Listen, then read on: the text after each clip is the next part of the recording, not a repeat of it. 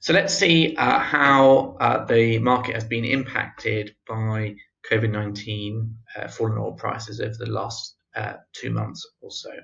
So since the 1st of March at MEED Projects, we have looked at what projects have been delayed, suspended or cancelled. And currently there are a little over 500 projects which have been delayed or suspended or cancelled directly due to COVID-19. Again, this is out of a total of more than 12,000 active projects in the GCC. You can see that in terms of countries worst affected, the markets with the two largest number of projects, UAE and Saudi Arabia, as you might expect, have also been the ones most affected as they have more projects. They're more likely to have projects cancelled or put on hold. Currently, we have almost 300 projects in Saudi and more than 100 projects in UAE affected by COVID-19 by being suspended or delayed, even cancelled. In total, more than $60 billion worth of projects have been affected. However, that doesn't necessarily tell the whole story. In terms of sectors most impacted by COVID-19, actually, construction sector has come off pretty lightly. In fact, the worst sector affected is the water sector, with close to 15% of all projects in water cancelled or put on hold or delayed in some way or the other. Whereas construction, while it has the most number of projects put on hold and the highest value of projects put on hold, actually only 5% of all construction projects so far since the 1st of March have been affected by COVID-19, the coronavirus. So actually, in terms of how it's affected, construction is less affected than other key sectors in the projects market. And therefore, we can use that same data by taking as percentage of all projects, and we can do a risk analysis.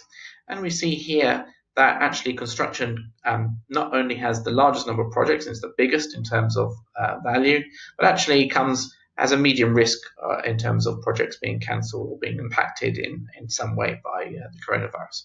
Actually, sectors which tend to be worse affected, power, transport and water. As a proportion of all active projects, they've seen more of these projects put on hold, whereas oil, industrial gas and chemical, as well as construction, are less affected.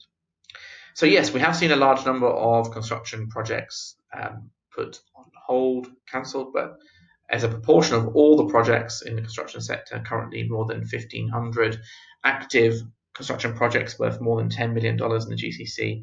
Actually, as a proportion of that, the number of projects is fairly small.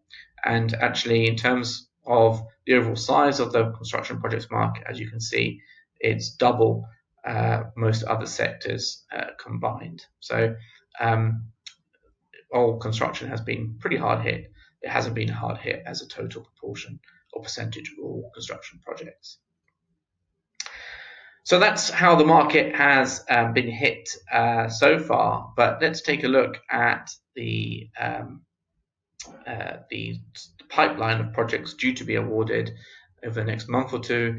As you can see here, the two largest markets in the region are Saudi Arabia and the UAE, followed by then Oman, Egypt, Iraq. And the Saudi market has more than $10 billion worth of contracts due to be awarded in the next couple of months, as does the UAE's second place at close to $8 billion. Then Oman and Egypt at about $3 billion each. And you can see here a list of the key projects expected to be awarded over the next couple of months. Now, of course, we're not saying that all of them will. There will be delays.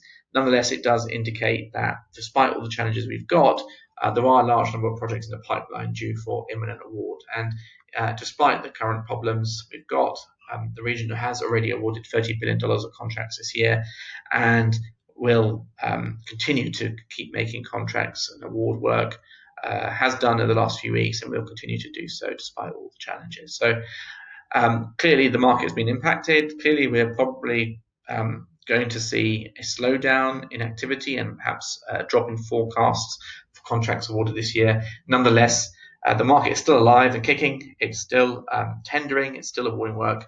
And therefore, once we get over this rough patch currently, we can expect the market to return to pre-coronavirus days and hopefully build on that and accelerate ahead.